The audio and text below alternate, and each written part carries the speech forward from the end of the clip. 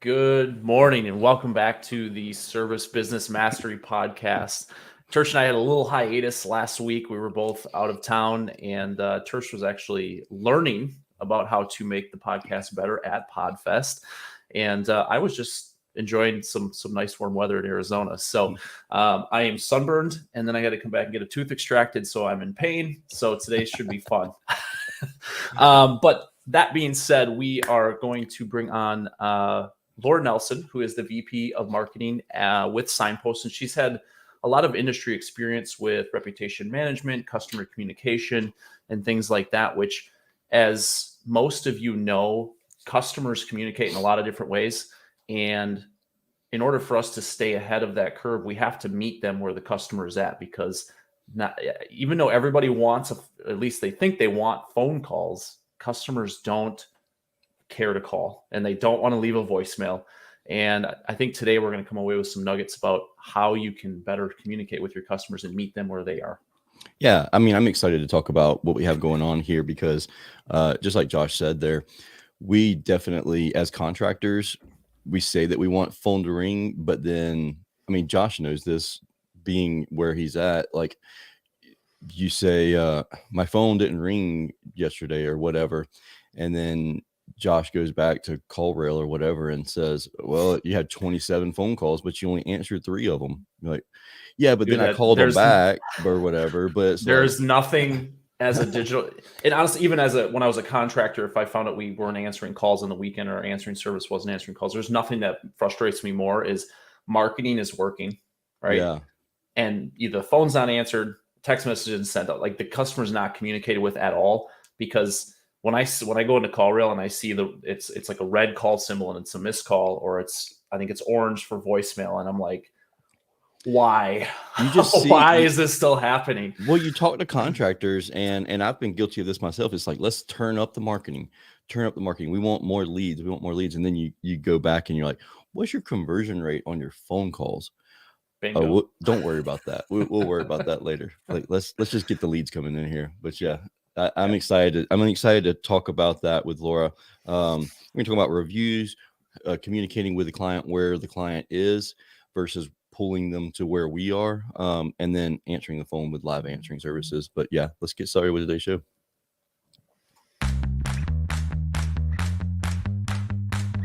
Are you looking for valuable business advice to reach that 7-figure revenue mark?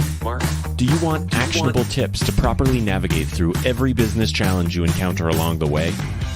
Let Tersh Blissett and Josh Crouch be your guide in getting you to the top here at Service Business Mastery. Tune in as they sit down with world-renowned authors in business, leadership, and personal growth who share valuable insights about management, marketing, pricing, human resources, and so much more. Let their nuggets of wisdom gold guide you in owning a thriving, profitable, and ever-growing business. Here are your hosts, Tersh and Josh.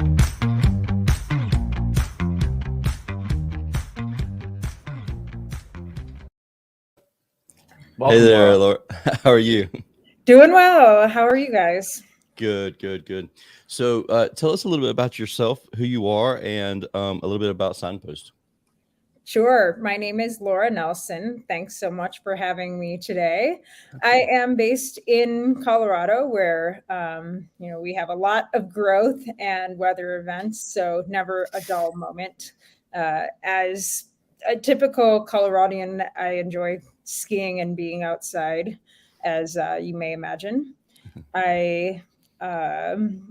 I've been working with contractors for a long time. I've been in software for a long time and kind of in this local marketing niche for even longer than that. I'm currently VP of Marketing at Signpost, and we work exclusively with contractors to help them not only get found online, but respond first. So really excited to be here with you guys today. Really cool. Awesome. Well, I appreciate you being on here with us. I know it's a little earlier by you than it is for Tersh and I, so I do appreciate that. So I guess let's get started with talking about, you talked about the communication, and we've kind of preluded to that when we did the intro, because I think that's something that's it can never be talked about enough, because there's so many ways to communicate with a customer, so many ways a customer tries to communicate with a small business.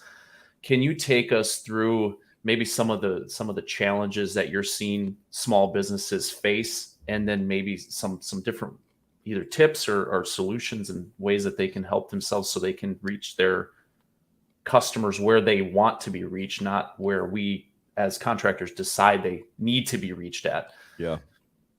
Absolutely. I'm glad you guys brought this up and set up the conversation in this way, particularly when you talked I about. totally find that out. Particularly when you talked about, hey, my phone didn't ring yesterday. Right. I hear that from contractors a lot. Like, I just need the phone to ring. Well, when you think about your day-to-day as a consumer, because we are all consumers, chances are you sent more text messages or Facebook messages or other types of messages more than you made phone calls. Yeah. I know that's 100%. Yeah. I know that's true for me anyways. And, a lot of my peers and homeowners that contractors are trying to attract. So what I work with contractors to do is really understand, who is that client you're trying to attract, and how can you meet them where he or she is, right? Mm-hmm. So it really does start with establishing lines of communication that may not currently be in place for your business or may not currently be routine. So obviously the phone is really important. Some people are always going to call, or at some point in working with your customers, you're going to need to pick up the phone. Yeah. However, we can't do away with that altogether. Yes. I also hear contractors all the time say, just bring me more leads. How do I get more leads? Fill up that top of the funnel. Mm-hmm. And what better way than to open more lines of communication? Where all lines of communication are you talking about? Like, Yeah. what were you thinking about? Absolutely. So what I'm referring to here is, like, does your business have a dedicated line for texting, right? Where can homeowners find that? Especially if it's after hours, or, Okay. Or if they're busy during the day, which many of us are. Right. Does your website have self-service chat that helps people, self-serve and get the answers that they need about your products and services, right? Yeah. Do you offer online scheduling? So a lot of people, maybe they've heard that you as a contractor, you do great work, and they're already ready to work with you. Well, if they call you, can't reach you to book, a service call, Yeah. They might go to someone else on the list, right? They just assume that you're too busy. Right. I mean, right. you do such great work that you're just so booked out. It's like, well, I'll just try them again next time, maybe. Well, and the thing was, so if you find a contractor, let's say Google, since Mhm. Google's the big one, every option they have, whether it's local service ads, pay-per-click, maps, or organic, has more than one option. So it's very easy to hit the back button and go back to the next guy that's on the list. And it's crazy to me that there's still contractors. Well, I mean, there's still contractors not using CRMs, but believe it or not, but the just not having another form of communication or investing in those solutions, especially, I talk to a lot of guys who are on the smaller end of things, 1-2-man shops, and they're answering the phone while they're installing a new system for Mrs. Jones. And then they're, updating the next customer, what time they're going to be there. And they're trying to do all this stuff while they're just trying to manage their business. You're trying to remember that too. Me, if I'm in the middle of doing this and I answer a phone, like right now, if someone calls me and says, "Hey, can you send somebody to my house?" I'm like, I'll be 100% honest with you. You really want to call the office number or chat the office, because there's a strong possibility that I'm going to drop the ball on this. But I will try.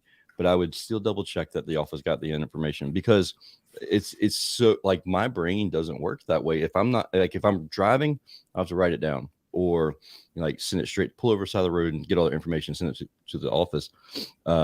So I could only imagine if I was in the field still trying to answer the phone and do all of that stuff too. So that's just a wild thought process to me. But continue on with other places where that people are going to communicate with you.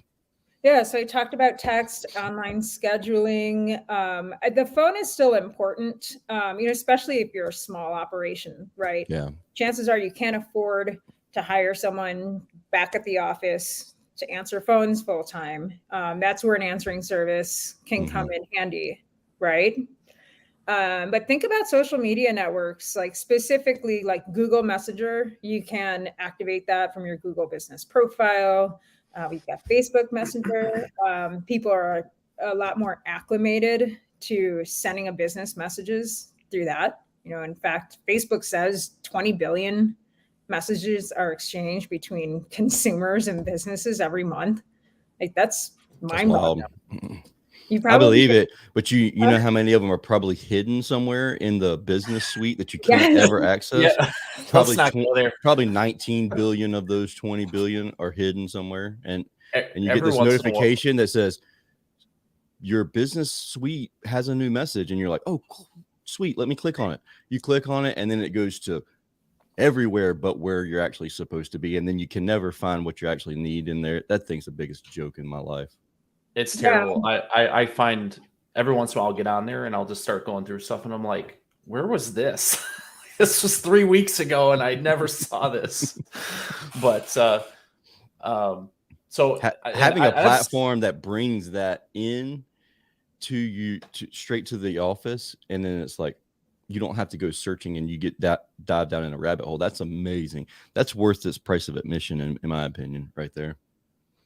Yes, absolutely. And that's why products like Signpost exist, because, we have gone out and talked to contractors about this very problem, right? I have to log in to 20 different things throughout the day to get my leads. How can I get them in one place? And importantly, how can I respond quickly? And tools like Signpost or others out there too that enable a contractor, if he's under a sink or replacing an HVAC unit, to automate a response in a customized way. Hey, like, we're not available right now. Feel free to text us at this number. We're going to call you as soon as possible. Whether that lead comes in through Home Advisor, Facebook Messenger, Google Messenger, or they miss a phone call. Like, there are ways that tools, technology, answering services can do this in a more efficient way than hiring a human being, which we know in this hiring climate is nearly impossible. It's a challenge for sure. Do you have an integration with Home Advisor? Yes. Oh, that's good. So we know contractors are spending hundreds of dollars, right? Yeah. On each lead. And if you're not first, you're last. Absolutely. Yeah. And it's really hard to be first. It is very tough. It's really hard. Do you have some sort of way to automate as soon as a lead comes in, it automatically would send a message to someone? Yeah, that's exactly what our integration does. And what's also cool about it is that it gives you the phone number too, which we know Home Advisor doesn't always provide. So that's where we help to give an edge. Like, how can you drive more ROI out of those incoming leads when you know that minutes can make a difference? Oh yeah, absolutely. That's amazing. All right, so moving on to point 2, we can do I guess it's a nice transition into live answering. So tell us a little bit about how your live answering works with Signpost. Sure. We acquired a business about 10 months ago that specialized in home services. And all of our agents are based in the US and work with contractors on getting the customized script right, representing the business well, and really acting as a backstop for those evenings, weekends, times when you're understaffed, can't answer the phone. Especially great for people who have small teams. They simply just go onto our app, toggle call forwarding, know that our team takes care of it, get messages right when the call ends so that they know, hey, is this actionable? Do I need to get to it right away? Or, can it wait till Monday? Contractors find that feature really helpful. Additionally, we know contractors get a lot of calls throughout the day that might not be prospects or customers, right? Yeah. You Mhm. get a lot of marketing services who call you. You get, other types of vendors that want to sell you something. So this can be really helpful in the filtering of messages too. The Yeah, that's great. gatekeeper. Yeah, because everybody knows marketing companies like to call and Oh, tell yeah. you that you're on page 2 and I can get you to page 1, right? Yes. Josh calls me and sends me that email about twice a day. Like, Josh, you're And the one supposed to be doing this. Like, Clearly, it hasn't worked. Hopefully nobody's falling for that. oh, whatever. Right? That's funny. Yeah. No, those emails usually get forwarded to the marketing company, and they're like, Yeah, they "Hey, what is there any truth to this?" And I'm like, "It's the same message they send thousands of people. Like, Right. it's junk." They just got your information off of LinkedIn. Yeah, and they say they're with Google, which I Yeah. think, I feel badly for the contractors who believe in that and, who want to do anything to get an edge. Honestly, that I have sat because I got this email or something and it was like $95 to renew your whatever guarantee. And I'm like, this is a spam. And I was like, or no, it didn't even say $95. It said nothing. And it was like, just call to verify. And I was like, this is a spam call, but I'm going to call them and talk to them. I was on the phone. I was like, and first off, I get irritated when people waste my time. And I told the guy up front, I was like, look, man, if you're going to sell me something, just tell me right now so we can just, have that conversation. Yeah. But if you're going to waste my time, I'm going to be extremely unhappy and you will not get my services.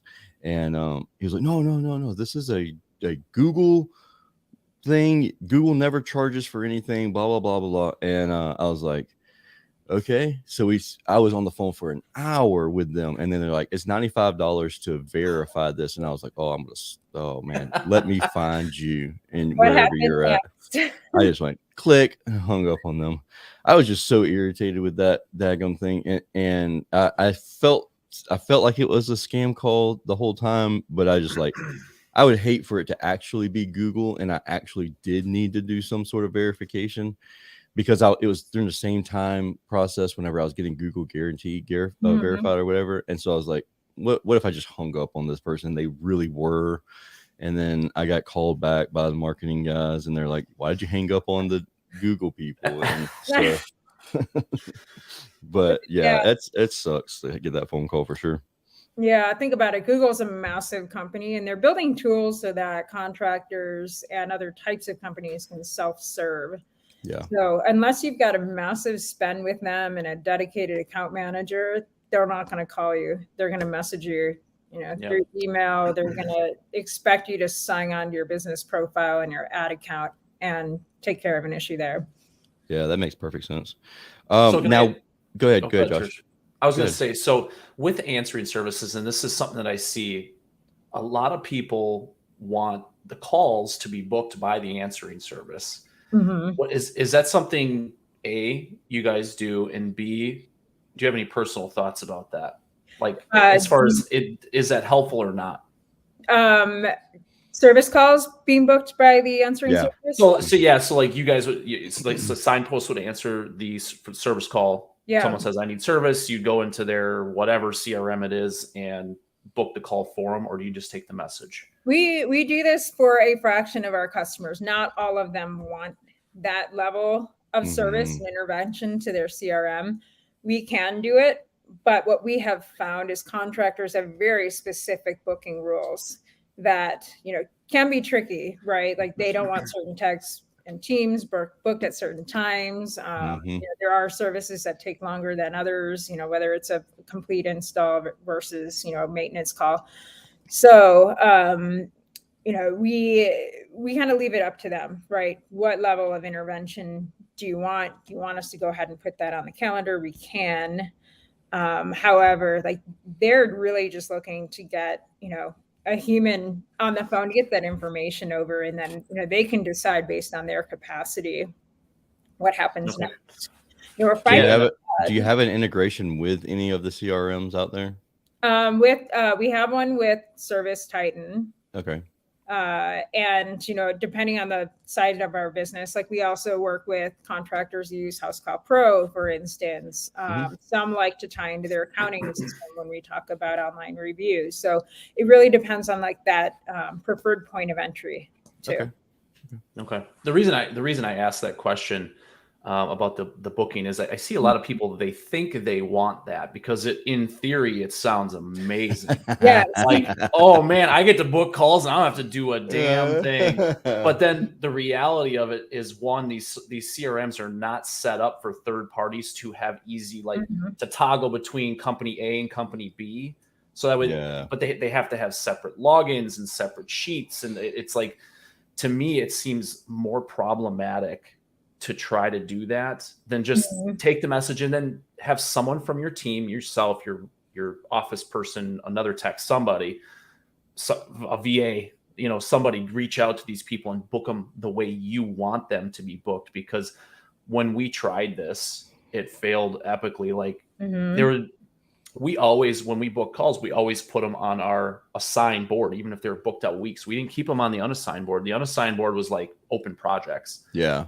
They were booking stuff on the unassigned board way at the bottom, which I never scrolled to. The customer would call and be like, hey, where are you guys at? You said you're going to be out between this time and this time. I'm like, I have no idea what's going on right now.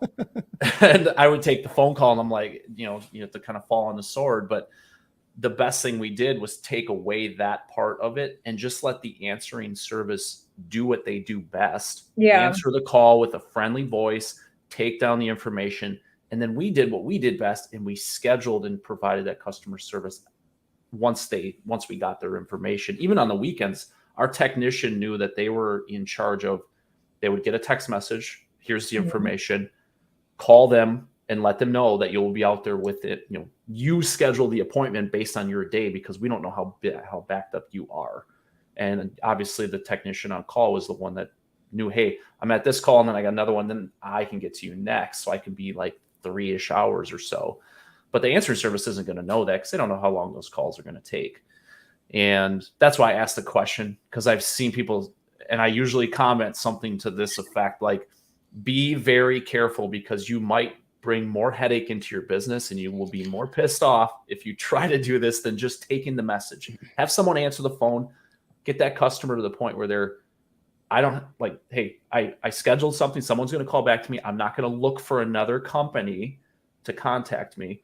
And then obviously you can handle it from there. But that's why I asked the question. No, that's a great point that you made right there, Josh. That is what, people are expecting too. We have encountered similar challenges where there's so much variability across contractors in the services they provide, how long they take, how big the team is, that scheduling can get hairy. So my recommendation is just what you said, take the information, share it with the contractor immediately. Homeowner knows that this is a process, right? Contractors are booked out. They want to find enough time and the right time to work with homeowners. So as long as they get the info in, they feel like psychologically they move the project down the road. And just as you said, they're not going to call the next person on their list. They're going to move on with their day. Great. Someone's going to call me back, right, about the service call, and we'll get it booked. I don't have to worry about that. Yeah, and then I don't go into call reel and see a bunch of missed calls and voicemails and get all pissed off. Right. So tell us about the review aspect of it, because you do that as well, the reputation management. Yeah, Signpost has been in the reputation management space for a long time, and that's how many contractors know us. Lots of providers in this space, and that's why we really kind of have branched out into these other areas of the instant response communication answering service to make it a more complete solution. But it's super critical for contractors to have a great reputation online. Like you guys know this, it's table stakes. It's not even an option anymore. Right. It's like, you don't have a great reputation, you just might as well start another business. Mm-hmm. Yeah, a lot of contractors are operating in competitive markets, and to your point earlier, there's always somebody else on the list that a homeowner can call or get in touch with. Mm-hmm. So, if this 4.8 star business doesn't reply, hey, I'm going to call the 4.8 with the name right next to it. Yep. So 100%. super So- critical to automate that process and make it easy for homeowners to leave their feedback on your jobs. Now, with your reputation management, where are you most focused at? I mean, I know Yelp is one of those no-goes, like you're not supposed to do certain things that some people still do, and then other people who You're not supposed to get Google reviews either. People do it all the time. yeah That's the thumbs up, thumbs down, or the happy face, sad face thing. Well, you're totally gating the review. yeah Yeah, we leave it up to the contractor to determine, what his or her priority is. okay. So we can work with Google, Yelp, Facebook, Home Advisor, a number of platforms to send customers to leave their feedback. Okay. Right. Yes, there are specific rules around gating Google reviews. There are ways to mitigate that, obviously. We don't want to run afoul of their rules, but we do believe that, everyone should be asked for feedback. Right. And that includes Yelp. Like, they have a non-solicitation policy. And frankly, no one's going to write a review on Yelp unless they're asked, unless they're really unhappy. So what Yelp's risk there is like, oh, we're just going to play defense and let all the, angry homeowners or their select few leave feedback. And, what about the happy ones who happen to have a Yelp account? They need to be pushed. So I feel like that it's hearing from people that's more of a West Coast issue than an East Coast issue. Yelp is very popular on the West Coast. Yelp is huge, and especially in like California. Like Yelp actually trumps Google in a lot of markets out there as far as number of calls. That blows my mind. Wild. It is. It's crazy. You can't go wrong with Google. Yeah. So, what about the new platforms that are out there? There's was it DuckDuckGo? I don't think so. Do they have a review management on that? I think DuckDuckGo uses Google for their reviews, ironically enough, even though they like constantly are saying, well, we're not Google. Well, they still use Google for their search engine, I believe. I think the difference is they tied into it, and a lot of privacy stuff is turned off as far as tracking. Well, what about the new thing that you just shared yesterday with the Apple? Well, I don't know yet. That's so they're in about a week. So by the time this is actually live on the podcast catchers, there's a rumor that Apple is building a search engine. It's been a rumor for a while, but it seemed to pick up steam, especially Apple, as they continue to make updates to their Maps program, which if anyone could cut into Google's market share, it's Apple, because they have 120 million devices in the US alone that could easily be like, hey, we're not going to take Google's money anymore to allow them for their search engine. You're only going to get to use ours. And all just like that, all of a sudden you got 100 million people that are going to Apple's search engine, using Apple Maps, getting Apple ratings. But nobody knows for sure, because Google pays a crap ton of money to be the primary search engine on their devices. Like $15 billion is what I read per year. I'm sure a lot of my ad dollars have gone to Apple.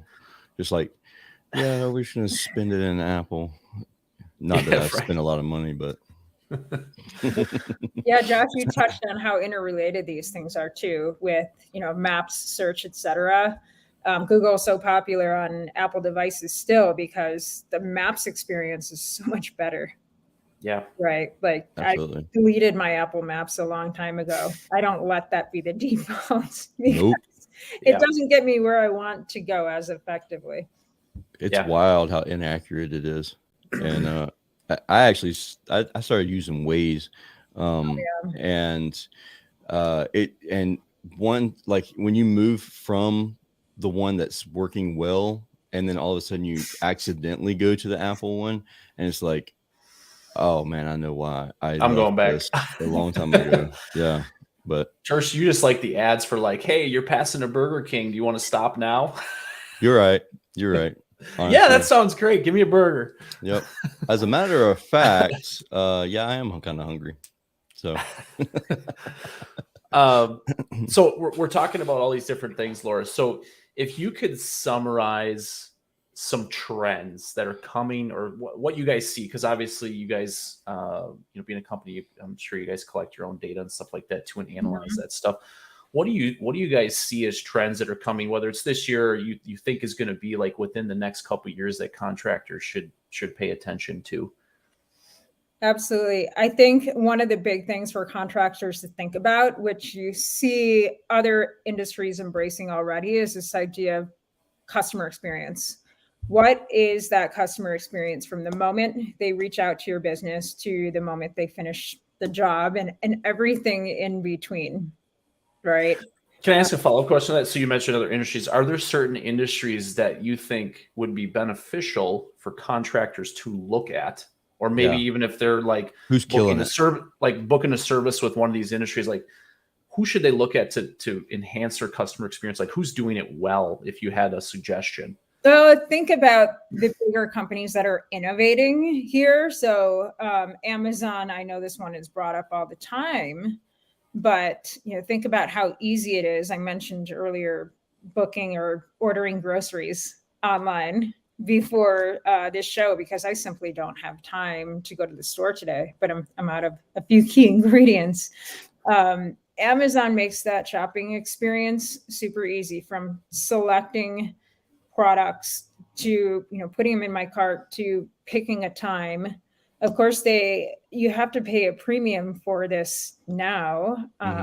But they're great at taking my money really easily. It's like 2 clicks and it's like bam.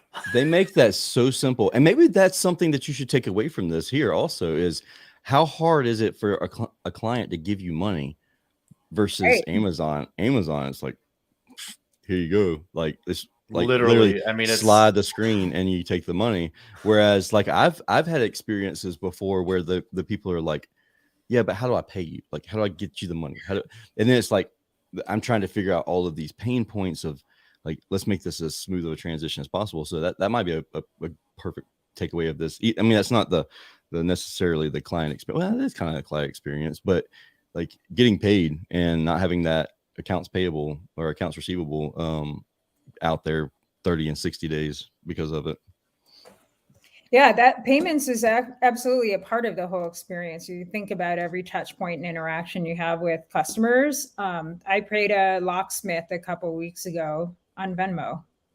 He offered me some other options, but I'm like, oh, I can do this right away. Does he know that the U.S. is going to start taking taxes out of that now? Oh, I know. He probably is trying to get away with something there, but yeah, I agree. There is a convenience factor to it and a trust that like they're absolutely actually going to get the money too. Mm-hmm.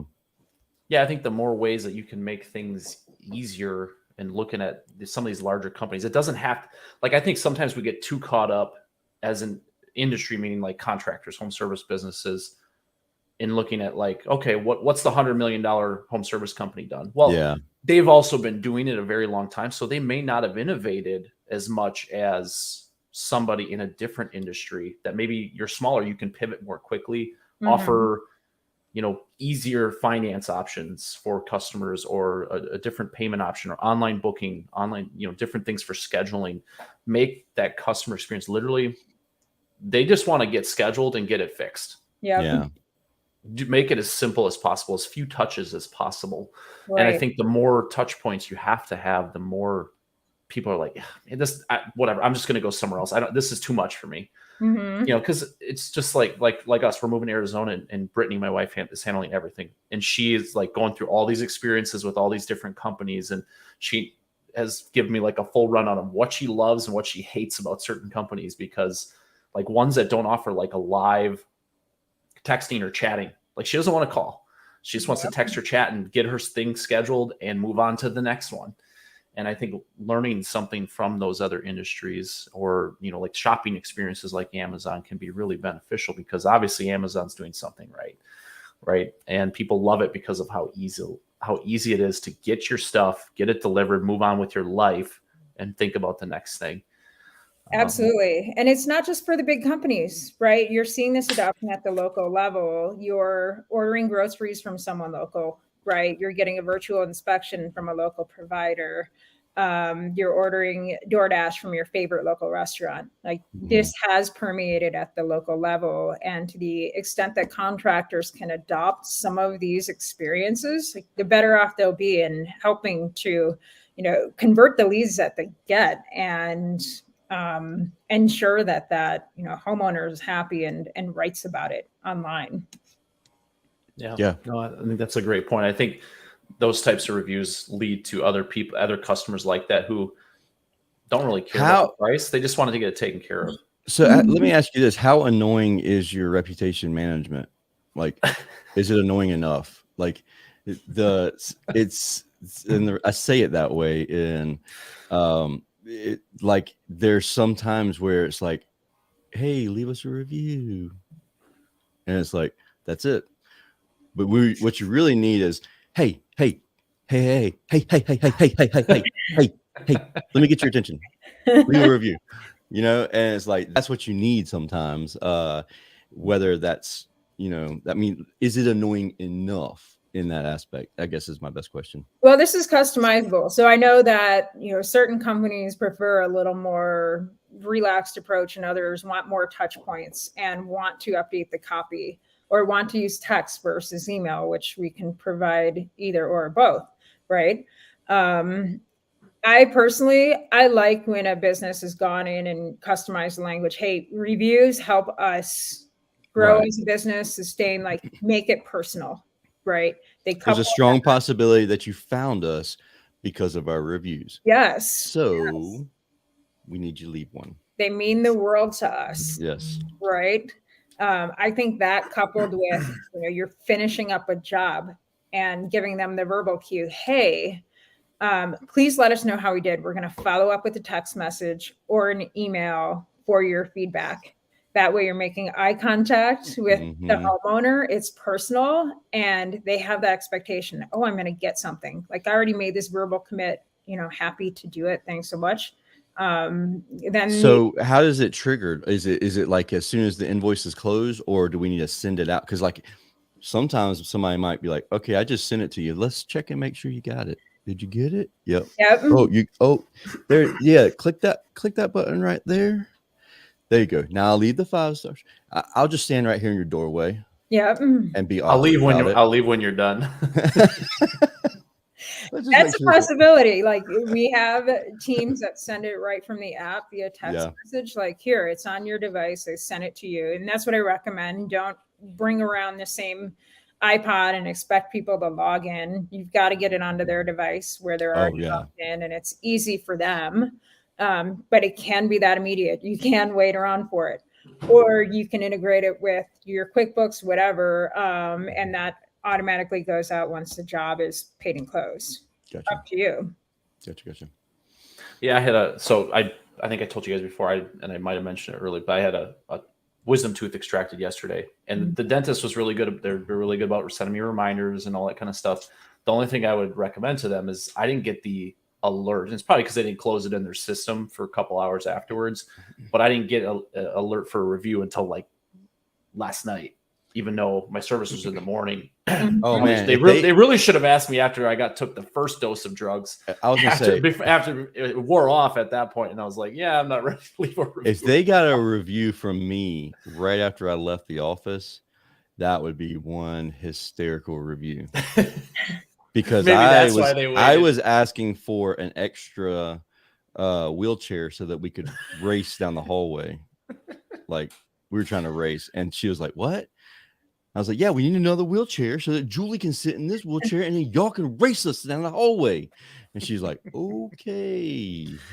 And Julie's don't like, send this guy a review. But that's a great point. Like, Tersh, I'm with you, because when I leave, I hate the dentist, as many of us do. I want to get out of there. I want to focus on something else because I'm very anxious in the dentist chair. So that's probably not the right moment for them to ask me for feedback. Let me feel good about it hours later. And so, Josh, like, how long does it take for this medicine to kick in? Right. That's when we're going to give them a review. But think about like a plumber or an HVAC technician leaving your house, like, problem solved. Homeowners at a high point. Yeah, satisfaction. Right? Like, they're never going to be happier than like, something might happen down the road. Like get them at that high point of satisfaction. Whew, problem solved. You're leaving. I can move on with the day. Because they don't want to be around. So one of the former companies you worked at, I'm not going to mention their name. We used them at one point, and it was driving me crazy because they had a 15-minute delay before the review went out, and I literally was like, I talked to anyone I could. I said, "Why?" I said, "I need to leave. I need to send the review as soon as the job is closed. I don't want to send it 15 minutes after because they're already left their house and they're going to pick up their kid or going to get groceries or whatever." I said, "I need it now." Yeah, and I couldn't do it. So I would caution anyone that I would ask that question to any. I mean, most of them are pretty good about it's right away, but ask the question, because the longer you delay that first review request, the like it's just like answering the phone and you don't get back to someone in 10 minutes. The chance of you getting that lead are going to be a lot worse. Yep. It's all speed to lead, speed to ask the question. Everything's about speed these days. But that was a pain point for me, and we solved it by moving on because it just I needed more reviews more quickly, and so it's just something to keep in mind for anyone that's listening. Laura, is there anything else that you wanted to cover before we wrap up here? I would say, like, I know contractors are investing a lot in their marketing dollars. Think about that next step in the experience, acknowledging missed calls, sending text messages, lots of different touch points where they can, ensure that you are at the top of the list, right? So don't worry just about getting found online. It's that next step on how are you systematized to respond first by phone, by text, through all of your channels. Yeah, I like it. That's a great endpoint. I like that. Cool. We appreciate you being here, Laura, and sharing this with everybody. And what's the best place for people to reach out to you, learn more? If you want to learn more about Signpost, visit signpost.com. If you want to reach me, write lnelson@signpost.com. Okay, perfect. Awesome. You heard it. And with that being said, I hope you have a wonderful and safe day until we talk again next time on the Service Business Mastery Podcast. Be safe out there, and we'll talk soon. See you.